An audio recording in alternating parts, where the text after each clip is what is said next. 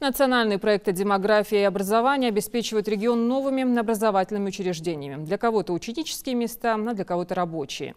Так, новую школу возводят в Средних Очелуках. Она примет 720 человек. Ирина Цычуева расскажет. Школа в сельском поселении Средние Очелуки строится в рамках национального проекта образования. Она рассчитана на 720 ученических мест. Современная вентиляционная система, высокие потолки, большое и яркое пространство. Вот она, школа мечты. Пожалуй, самая яркая его часть – это спортивный зал. Здесь зона разделена на 3 части, чтобы одновременно здесь могли заниматься дети разными видами спорта.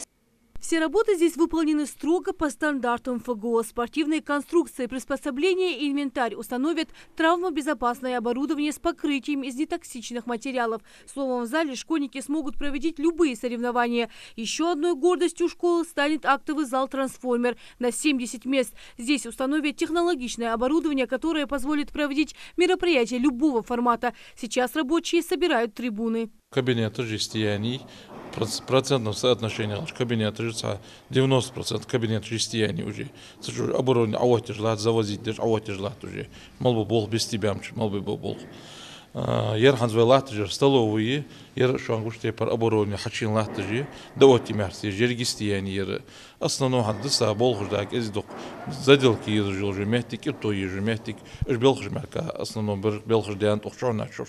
В столовой смогут пообедать одновременно 60 учащихся. В образовательном центре уже провели электричество, установили современную противопожарную систему. Школа, несомненно, станет настоящим новогодним подарком для детей. Старое здание было построено в 1972 году.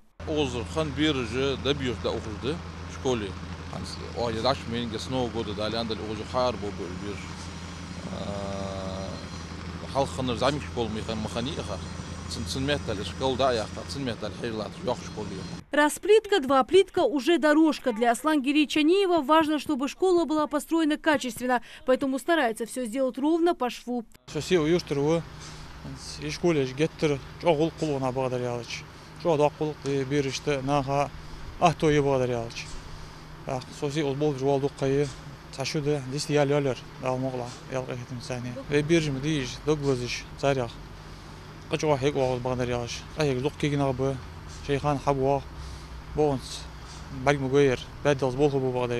Сейчас рабочие благоустраивают двор школы. Здесь оборудовали 4 площадки для занятия спортом. Современное и качественное трехуровневое покрытие называется «Торнадо». Пожалуй, любимым местом школьников станет вот это футбольное поле. Оно построено по стандартам ФИФА.